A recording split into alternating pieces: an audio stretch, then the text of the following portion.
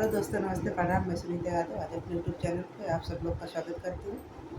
और आज आप सब लोग के बीच में हम लोग बेटी विवाह गीत है, तो मेरी दीदी गाने जा रही है।